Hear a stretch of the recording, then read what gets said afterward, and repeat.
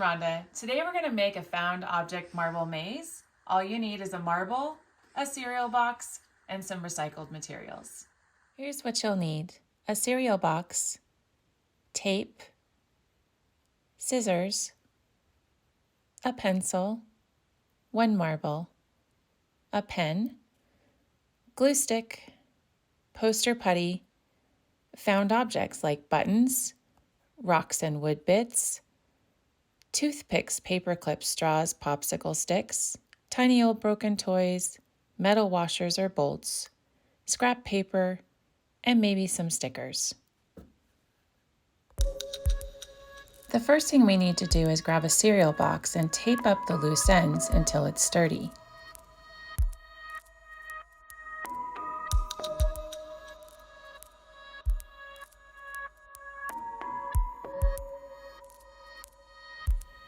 Then we'll cut a window in the top. To do that, take a pencil and poke a hole to start it. Stick your scissors in the hole and cut all along the edge, about a thumbnail's width.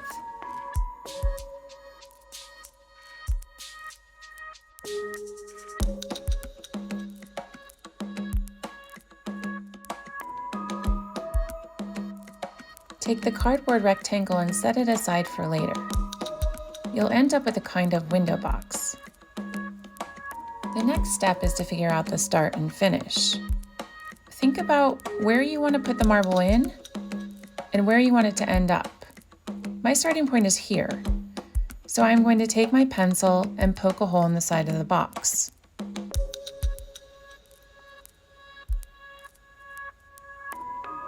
The next step is to decide on your finish. Mark it with a pencil and poke another hole in the box.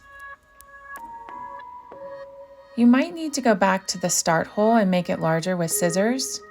Remember that it doesn't have to be perfect. Take a test run with your marble. Grab your marble and drop it in at the start, and get a feel for how it needs to move toward the finish. You'll want the marble to drop down through the hole, and you may need to widen the hole with a pencil or scissors. And then push the marble through to test it out.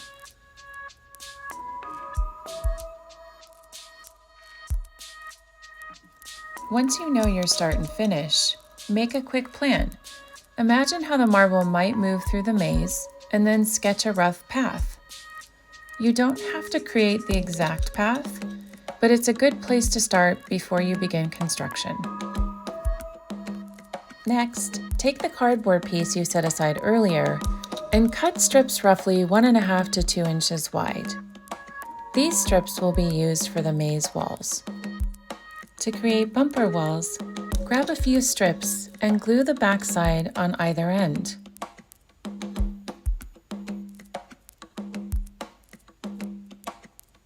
Then bend slightly and stick on the inside corners and press. The bumpers create nice curves so the marble doesn't get stuck in the corner.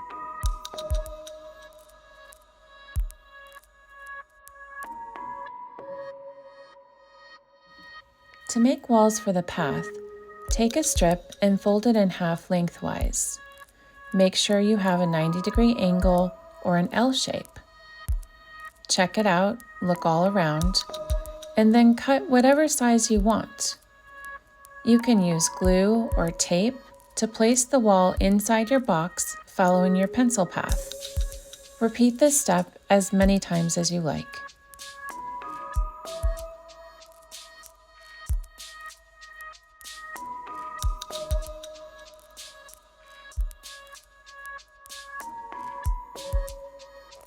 After you've constructed a few walls, it's important to create a focal point for your finish hole. This will inspire the obstacles you construct between the beginning and the end. I'm going to use an old toy, a plastic scorpion. To stick objects to the cardboard, you can use poster putty. Just stretch and snap a piece off, warm it up between your fingers, roll it into a ball, and use it to stick your objects to your box. You can also use tape or glue. Next, we're going to start playing around with the recycled objects. Find your favorite pieces and begin sticking them to the cardboard with putty, tape, or glue, and create fun obstacles for the marble to move around. Pay extra attention to your finish hole and create targets for the marbles to enter or hit. After you've experimented with the primary objects as obstacles and targets, look at the box as a whole and decide if you'd like to add additional decorative elements like cut paper or maybe even stickers.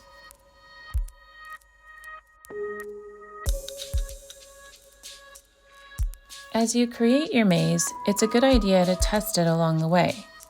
See if the marble can make it through the maze, into a hole, or hit a target. And if the marble gets stuck, it's okay. You can easily adjust by moving a wall or an obstacle.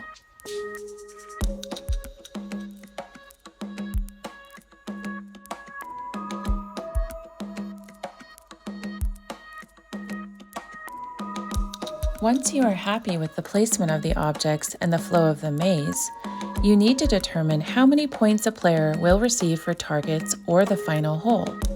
Then write the points on the box, 30 points or 50, and the final hole could be 100. You can create a bonus target out of anything.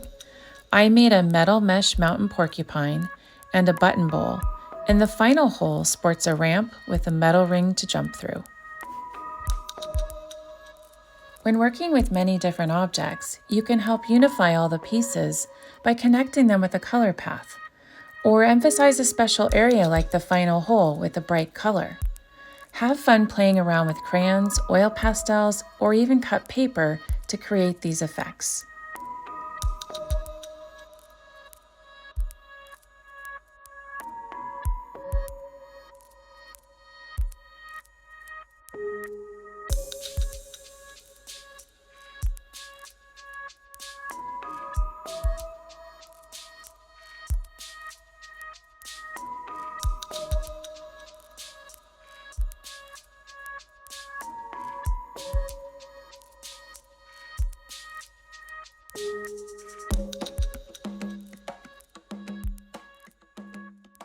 This is one of my favorite projects because it combines engineering and art, and you are looking at form and function and using objects you would ordinarily throw away. So it's a totally free project and it provides hours of entertainment. It's fun to put it together, but it's also awesome to see if you can get a hole in one.